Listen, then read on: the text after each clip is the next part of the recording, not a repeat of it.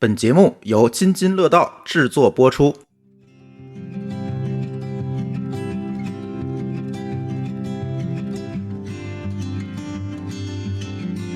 Hello everyone, this is a special podcast program, A Journey to the UK, jointly produced by the Dao Podcast, the British Consul General in Guangzhou, and the Himalaya. We will discuss and share knowledge and experience about culture, tourism, and education in the UK. Without further ado, let's just get started. I'm Summer, one of the hosts of the Dao Podcast. And today, we also have Sarah, British Consul General in Guangzhou. Hi everyone, and thanks for hearing. Here comes the second episode. Hi Sarah. Hi Summer, good to see you. Yeah, good to see you again. Today, I think we're going to talk more about another topic that maybe Chinese people will feel very interested in it. That is UK education. Actually, I think UK is well known for its education. You have a lot of famous university. I think the Cambridge University and the University of Oxford, I think are both the two best universities in the UK. You're right, they're certainly the most famous in the UK, and for lots of subjects, they're the best universities in the UK. Although, of course, there's lots of others in Edinburgh, London, Bristol, Manchester, Leeds, etc., etc. There's loads of universities in the UK. But Oxford and Cambridge are so well known, partially because they're in such beautiful cities. And I think many famous scientists, writers, and the politics in the UK came from these two universities. Absolutely. Yeah. And collectively known as Oxbridge, you know. That's right, that's right. I think some people think that Oxbridge is actually one place, but it's two separate cities. I haven't got chance to go to the Oxbridge, but I still want to take the chance when I travel to the UK. I want to visit these so famous universities. So Sarah, can you say anything we should know about these two universities? Oh, there's so much to talk about when you talk about Oxford and Cambridge. They're both really old historic cities. So the cities grew up around the universities because the universities were built there back in the medieval period. They're really beautiful places. The way the universities work is they're built on a kind of college system. Yeah. I think both of them have around 30 colleges. It might be a bit more. And those colleges are kind of the homes to the students when they live there. So it's a kind of like, it's a university and it's a very grown up and very serious academic place, but it also feels a little bit like kind of a school system as well.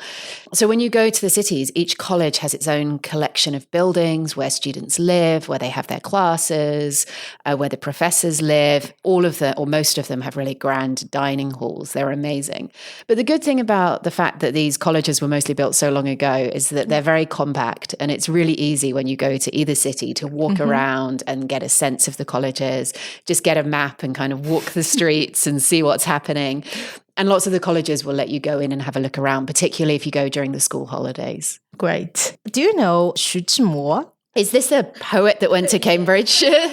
There's a big rock somewhere, I think, with one of his poems inscribed on it. Is that right? I think he is a famous free-thinking Chinese poet, and we are quite familiar with his romantic love stories. And saying goodbye to Cambridge again is his representative work. Ah, okay. That explains the connection a bit more clearly to me. Yeah. Can you tell me the poem? Yes, I can, but it is very difficult and it's quite challenging to translate the Chinese into English. Tell me in Chinese. Okay, let me have a try. If my memory is right. 悄悄地我走了，正如我悄悄地来，我挥一挥衣袖，不带走一片云彩。Wow. Something like that, yeah. Okay. It's a very short poem. I guess that's more normal in China. This is the highlight of it. It described his feeling and mood. So it is really difficult to translate it into English so directly. Kind of a sadness for leaving a place that you've loved. Oh, interesting. Okay, I'm going to go and look up the poem after we finish talking here. Yeah. Can you tell us the best way to visit the Cambridge University? Because as you have mentioned, it's quite big. So the best way in terms of getting there or? Visit there. Okay, so once you get to Cambridge, and most people would probably go on the train or the bus to get there, it's kind of northeast of London. My personal preference is always just to walk around once you arrive in a city like Cambridge. But it's also, the name itself means bridge over the River Cam, more or less. And you can go on the river and see it from the river perspective as well, which is really nice. by work, will it be very tired? Depends how much you're used to walking. It's a very small city, though. It's not like walking around Guangzhou or Shanghai. It's maybe more like walking around one of the shopping malls here. Oh. So no, you might be tired, but there's lots of nice tea shops and lots of nice pubs and lots of nice places to stop. So I would say so long as you've got enough time, walking is by far the best way to see it. That said, punting is also really famous in both Oxford and Cambridge. And this is the kind of traditional boats. They look like canoes or something. And they're very flat and they low-lie in the water.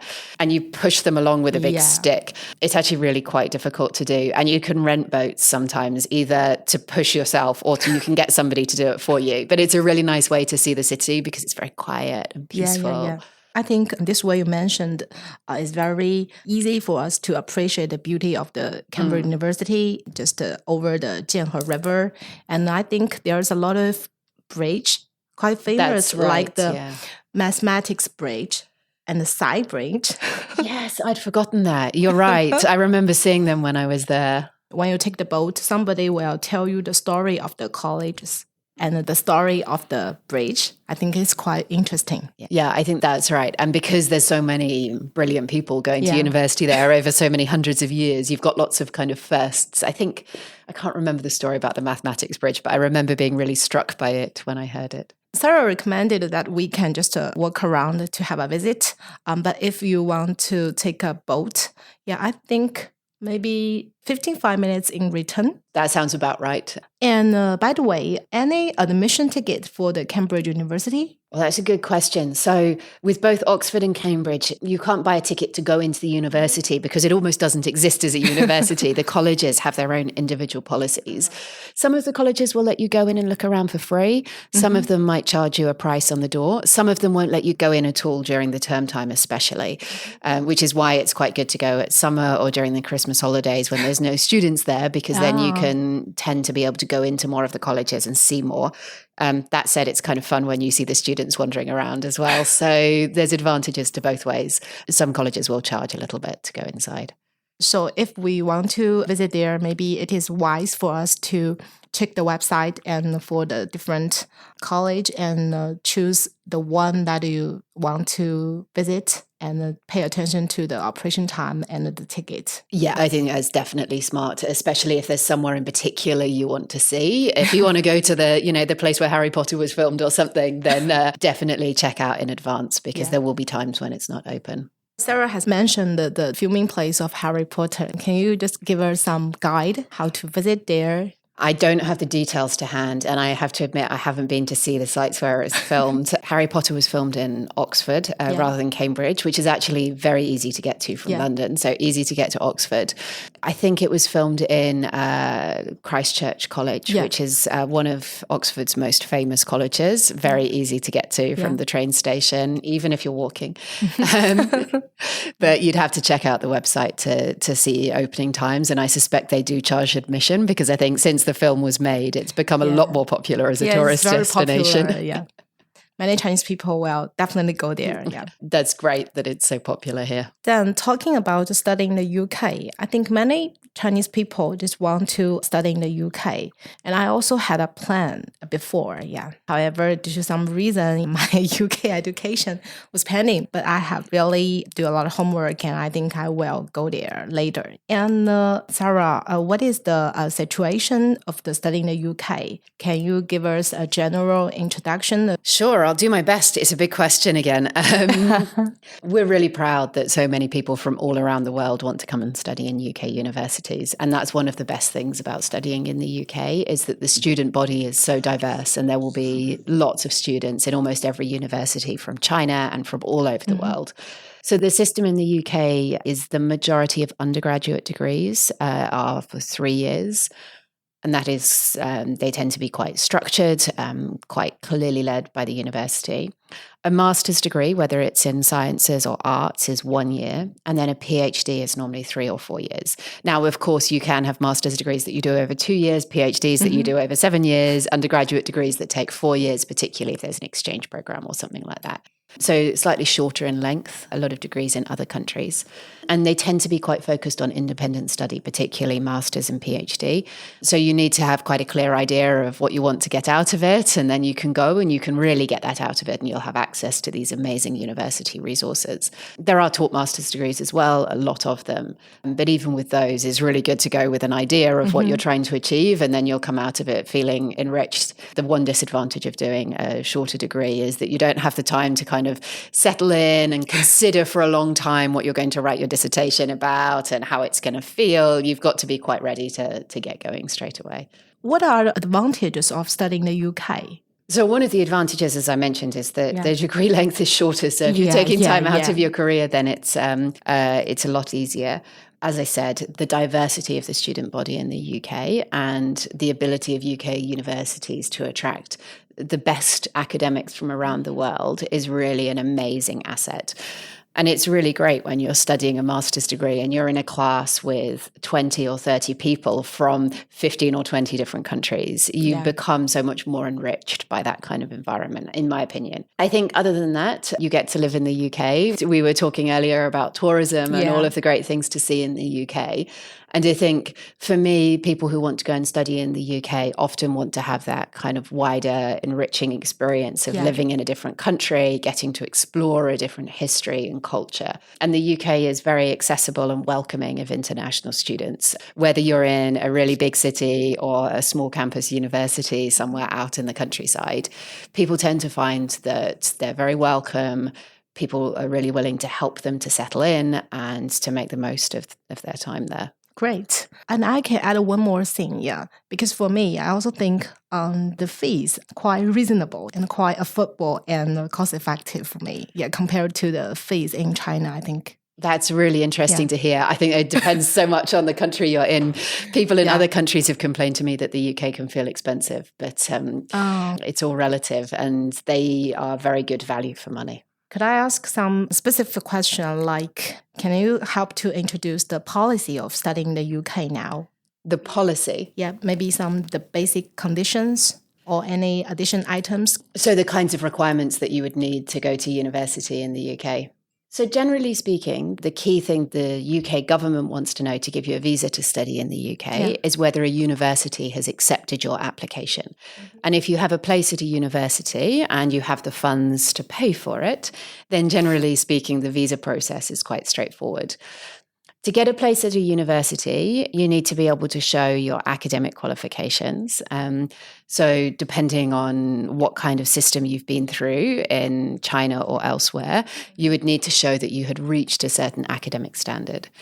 You also need to pass an English language test. So the British Council of Ministers, English as a second language tests. And you need to get a certain score on that to prove that you can study in English. It's just a kind of a basic necessity and you wouldn't get much out of it if you didn't. You obviously need to be able to pay for your own course. And then often applying to UK universities, and depending on what the course is that you want to do, you need to prove that you've either got experience in the field that you want to study or a particular interest or drive to work in that area or to contribute in that area, or that you have for undergraduates, it's often more that you have a well-rounded personality, that you've done activities aside from academics. Yeah. So UK universities place a really heavy emphasis on things like leadership skills, but also community work, contribution to society as a whole. So they really like it if you're taking part in sporting activities, if you're going out doing kind of camps and adventures, or if you're volunteering in a community centre, helping out people who are less fortunate than yourself. British universities see that as a real benefit and as something that suggests that you will get more out of the experience of university than just the academic qualification that they're offering. So for them, that's a really important thing that they're looking for. Again, it depends on the degree as to exactly what they want. Very good suggestions. Yeah, I think maybe we can do more social practice. Great. Then how to apply it? So the application process is obviously a bit different depending on where you want to go and where you're from in the world. So international students have a slightly different process to British students. The best thing to do is to work out where you want to go and look at those universities' websites. They tend to have very, very clear instructions about how to apply. In the UK, we have a system called the Universities and Colleges Admission System, UCAS. We always call it UCAS, is just what Brits refer to it as. And for undergraduate degrees, except for at Oxford and Cambridge, British students have to apply through the UCAS system, and they do one application through that system. Oh. For undergraduates coming from overseas, some universities require you to go through that system. Some say to apply directly to the university. So you need to work out what the university you want to go to is requiring of you. For master's degrees and PhDs, you apply directly to the university, and they will have a set of criteria on their website. It normally includes things like reference letters from your undergraduate degree or your master's degree, a personal statement. Again, this is where you can reflect your wider interests and what your kind of hopes and dreams are, who you are as a person, and also something for your academic results and achievements. And then you normally send that through an electronic system on the university's website. So yeah, all of the universities will have really, really clear advice on how to apply for the degree you want. Since we have a lot of choices and we have a lot of good universities in the UK, so for the Chinese people, I think there's too many informations. Because I know many people will choose some agency to finish the application. Because I think, as Sarah mentioned, maybe we can just do it by ourselves, check the website of each university. To be honest, I'm never sure how much help an agency can provide because they can't make a decision as to which is the best university for you. And you say for Chinese people, this is too much information. For British people, it's also too much information. I remember when I was applying to universities, just spending hours and hours looking at, well, back then, their kind of prospectuses, their paper copy things, and then doing my master's degree the same. Like you have to spend hours and hours and hours reading and trying to think about who you are and what you need from a university. And actually the application bit at the end is the easy bit. The difficult bit is working out what you want and where you want to go. Yeah, that makes a lot of sense. And I have another question, because you have mentioned the fee, the living cost in the UK is quite expensive. So any scholarship program? There's lots of scholarship programs. Again, it takes a long time to find out everything that's available. So university websites, the UCAS website, various other kind of centralized websites will have some information about different scholarships on them. But lots of different universities offer different scholarships in different ways. So you do have to put in the hours to do the research. The one that I can tell you about is the Chevening Scholarship, which is a really prestigious British government scholarship. It's been running, actually, it's a good time to talk about it. This is our 40th anniversary. Wow. And we run it actually from the consulate here and from the embassy in Beijing for China. And this is a scholarship which is available in many countries around the world. The UK government offers it to people who want to go to the UK to study a one-year master's degree once they have already got some work experience. And the idea is that these people should be future leaders in their fields, and they should be ready to contribute something back to their society when they return from the UK. And this time in the UK should be about them growing and developing in their particular area of expertise so they can come back to their home country and do a better job than they would have otherwise done for whatever reason that is. So we send a number of people every year from China. I think we're sending 5 people from South China alone this year to the UK to study in some of the best universities, including Oxford and Cambridge. And we cover all of their tuition, their living expenses, everything that it takes for them to spend 1 year in the UK studying at a UK university. And then they become part of this amazing network of, now it's more than 55,000 people who have had these scholarships and have used their time in the UK to improve something in their home country or to change something, to contribute scientific expertise or whatever it is that they've learned in the UK back into their home country. So we're really proud of this. It's really prestigious. And you can get information on all of our embassy and consulate channels in China if you're interested in applying. The window of applications is actually around now. So people can apply at the moment. Wow, it sounds great. So what is the application time for that? So the window just opened. I believe that the application window normally stays open for about 2 months. So I think people can apply until around November this year. You can find more information online at chevening.org. So Chevening is actually our foreign minister's official residence in the UK. Yeah. So it's named after that house. But you can get all of the details there. Yeah, I think it is very great because this is my first time to hear about this kind of scholarship. I think it is quite attractive. So if you want to know more about it, just search online to the website and to know more details about it. Will there be any online or offline briefing session in the near future? Yes, you can find those all online as well. There's a number of briefings for people who have more questions, want to understand better the process or what it means for their careers. So just follow the official WeChat account and the website and don't miss it. Absolutely. Okay. Then I want to talk about maybe the food. When we decided to study in the UK, I think we should make our living for at least 1 year in the UK. But many people told me that I'm not quite sure if it is true. They said there's no delicious food in the UK. So you look so nervous telling me that. I just wondering if I just decided to study in the UK, maybe for 1 year, how can I figure it out? I totally understand that the UK has a reputation for not having delicious food. I am happy to tell you that it is not true in any way. Traditional UK food can be quite heavy. And if you have a palate that's used to Asian food, I can understand that it feels quite bland sometimes. But I have 2 counter arguments.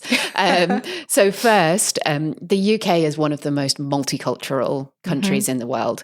You can honestly buy food from anywhere in almost any place in the UK, or certainly any city. So my introduction to Sichuan food was at an amazing Sichuan restaurant around the corner from my house in London called Sichuan Folk.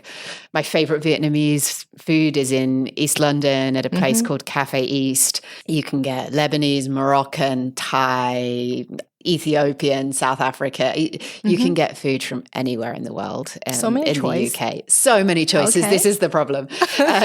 Once again, we have a problem of too much choice and diversity. And even in UK homes now, it's really normal for everybody to cook a range of Indian food, Italian food, food from lots of different countries. So Chinese food is also really widespread. So you don't need to worry if you don't like British food.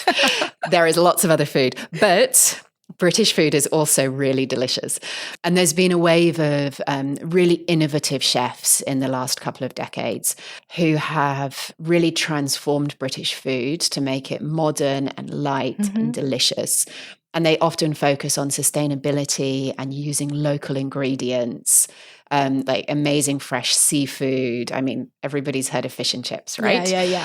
Fish and chips is a famous dish in the UK because we have access to a lot of seafood there. And now you've got really amazing chefs who are using that seafood in really kind of innovative ways. But you still have to go for fish and chips, and you have to sit on a beach and eat fish and chips outside. It's no good if you eat it inside. It has to be outside on a beach with lots of vinegar. And then even traditional British food is delicious. If what you said is true, I think it's going to be okay.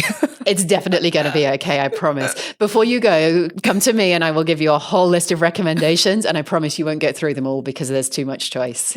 Okay, great. Then I want to talk more about the shopping, because I think shopping is also very important.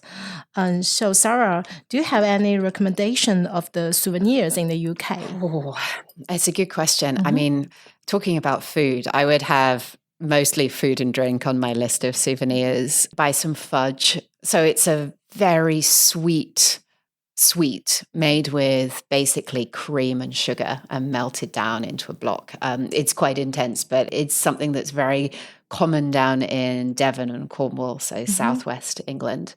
Go to Scotland and buy shortbread. I know you can get it here, but it's from Scotland originally. It's probably better value there. Buy some Scottish whiskey at the same time. come back down to England and buy some gin, some English gin. You can go and do a tour of a gin distillery and then buy the gin that you particularly like at the end, the same with whiskey.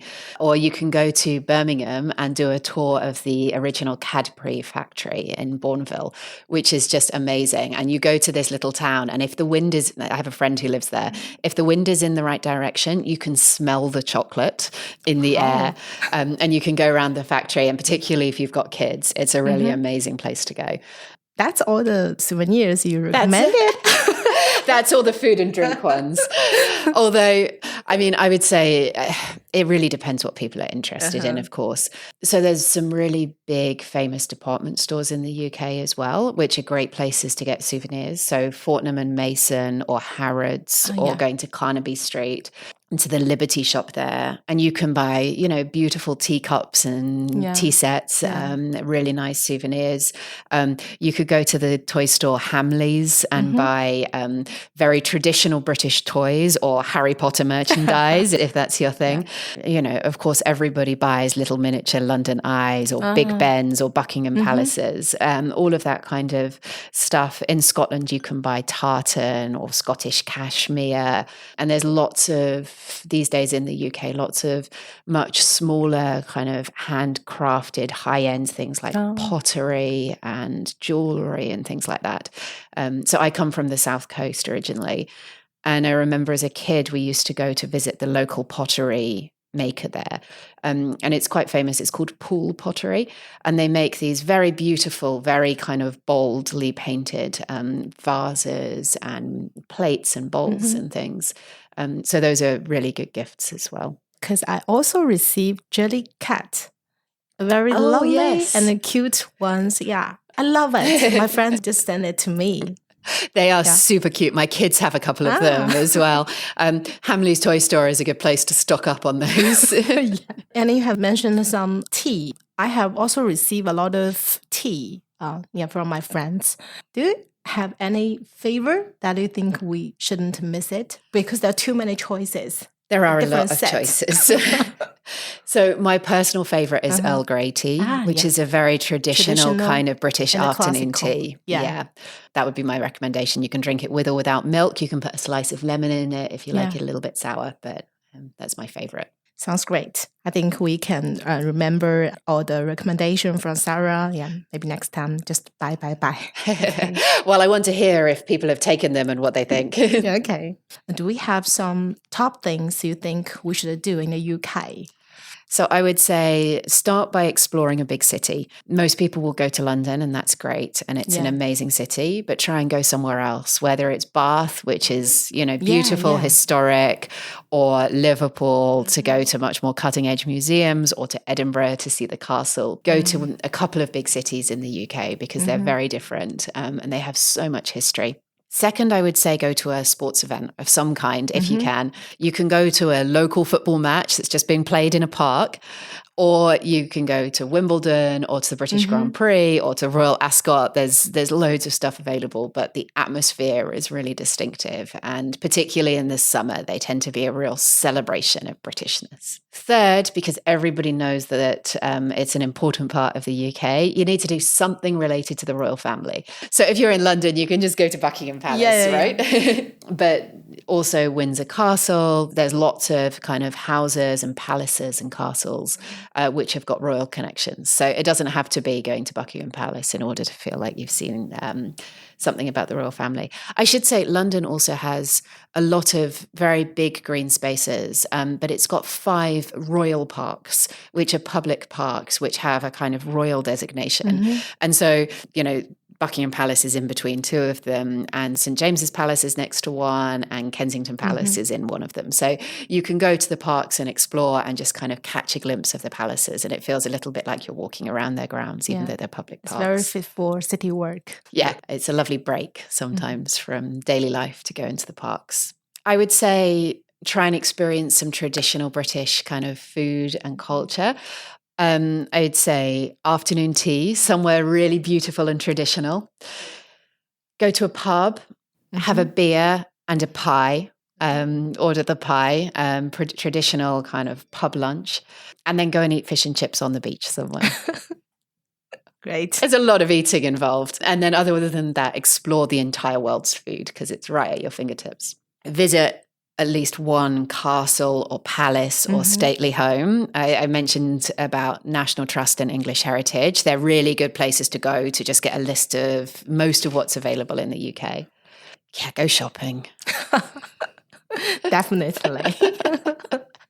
I mean, I find shopping exhausting, but it is fun. And going around some of the traditional department stores, even if you just buy a bread roll in the food section, it's really nice to like get the experience because, again, they have so much history to them and their own culture. So my personal two favorites I've left to the end.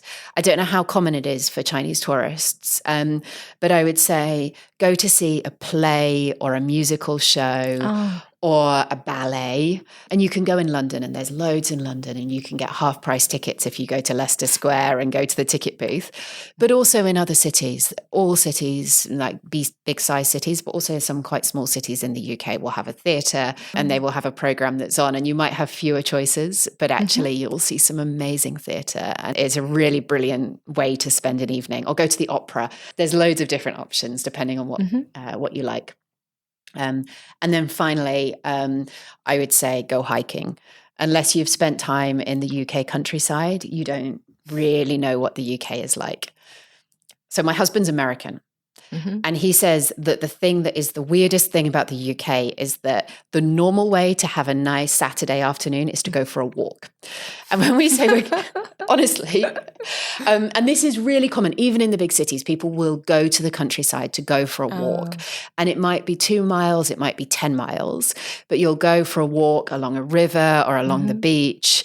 It's exercise, it's fresh air. People really like their pets in the UK, so you might be taking your dog with you. And then often you would stop at a pub at either halfway around the walk or at the end of the walk to get some refreshments. The National Trust website is a really good place to find walks. Try and do a walk that's a circle, go along footpaths, go across fields, avoid the cows, see the horses, look at the farmyards and stuff, and you get a real sense of what life is like in the UK outside of the cities, and you get to breathe that fresh air and see the green fields and the forests, and it's rejuvenating in a way that going around a city isn't. It sounds so great. I can just wait to visit the UK right now. Yeah.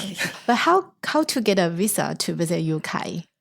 So it's actually quite straightforward, although I would advise people do it as soon as they know they want one. Don't leave it to the last minute because you might need to find a few documents and then you could end up with delays.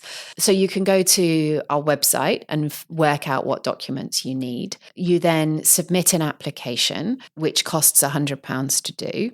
And you take your documents that you need, which is often things like your booking, you need to prove kind of how you're going to pay for things sometimes, who you are, your personal ID documents. The whole list is on the website, and it depends why you're going to the UK. And then you go to our visa application centre and you submit the application, and then you get your visa. And depending on how soon you want to go, if you're in a desperate hurry, you can pay for a priority service and it costs more money. But we even now in some of our visa centres have a super priority service, which means that you get your visa decision the day after you take your documents in. Yeah. Exactly. That costs £956 in addition to the normal visa fee. So it's a lot more expensive, but it means you can get your decision very, very quickly. Very quickly. Yeah. Normally it takes about 3 weeks to get a standard visa, and it costs about £100. So it's quite straightforward. You can stay in the UK for up to 6 months normally on that visa, and you can put in your application up to 3 months before you travel. And if you want to keep your passport while it's being processed, you can also do that. You just have to pay a small fee to take your passport away again. Then you just take it back in when we're ready to give the visa. Okay. Sounds good. It is very convenient to shorten the time. It is a convenient service. I should say that the service is not run out of the consulate or the embassies in China or any country, in fact. It's run by the UK Visa and Immigration Service, and all of the decisions about visas are made in the UK. So we use the visa application centres to process things, and then the decisions go back to the UK. So people don't have to come into a consulate or to the embassy to submit an application. Yeah, finally, Sarah, do you have any tips if people want to go to UK for maybe just like me, 15 days annual leave? Yeah, any tips or suggestions for me? Oh my goodness. I feel like our whole conversation has been my tips and suggestions. I think the UK has a lot to offer and there's a lot of information out there. And it's really easy to go and to do the normal tour and to see the things that most people see. And that's really great. And I love it when people take these tours, either a group tour or go on their own. But most people will get, I think, even more out of a visit to the UK if they think about their own interests and what they're passionate about is going to appeal most to them about the UK. You actually don't have to see anything in London in order to understand the UK. You don't have to see the Royals. You don't have to try whiskey. You don't have to eat fish and chips. You've still been to the UK. And it's a very diverse country with a lot to offer. So I think it's really important for people to do their research in advance to get the most out of their trip and to tailor it to their own interests. Yeah, definitely. If we want to get more information about all the things related to UK, I know you have got your own channels to do some promotion or to get some information. Would you like to announce the channel to the audience? You're right. In China, we have both Weibo and Weixin channels. So you can look either for the UK in China, which is the channel that covers the whole of China, or the British Consulate General in Guangzhou, which is where I am. And we will try and put out all of the information that people might want on those channels. But of course, there's lots of other sources of information, and you're clearly getting loads from your friends, and that's great. Word of mouth is also one of the best ways to understand the UK. So do ask around. I noticed that Sarah also posted some photos and videos regularly, sometimes even in Chinese. I'm looking forward to having more posts coming from you. It's true. I also have my own personal Weibo account as the Consul General. So I sometimes post things on there where they're not really related to the UK. It's more me exploring China, watching dragon boat racing or eating chicken feet. So do feel free to follow me there too. Yeah, I will follow you. Yeah. Okay. Thanks so much for Sarah for this conversation. Yeah, I'm very glad to talk with you. And I think I got more information. And what you have mentioned, some of the information I think is out of my knowledge before our conversation. That's great. It's been a real pleasure to talk to you, Summer. And perhaps I need to pick your brains about traveling in China in return. Yeah, definitely I will. Thanks so much to Sarah. You just provide us with so much useful information about tourism, culture, food, shopping, and education in the UK. And I hope this special podcast program could provide the audience with a comprehensive and quite rich new perspective on their understanding of the UK. Thanks so much for Sarah again, and bye. 感谢您收听本期节目。本期播客节目由津津乐道制作播出。你也可以在我们的官网 dao.fm 找到我们的更多内容作品。如果您喜欢我们的节目，欢迎在微信、微博、朋友圈等社交媒体转发分享。您的分享对我们而言十分重要。如果您希望与我们互动，可以关注我们的微信公众号津津乐道播客，天津的津，欢乐的乐，道路的道。在关注后按提示操作即可加入我们的听友社群。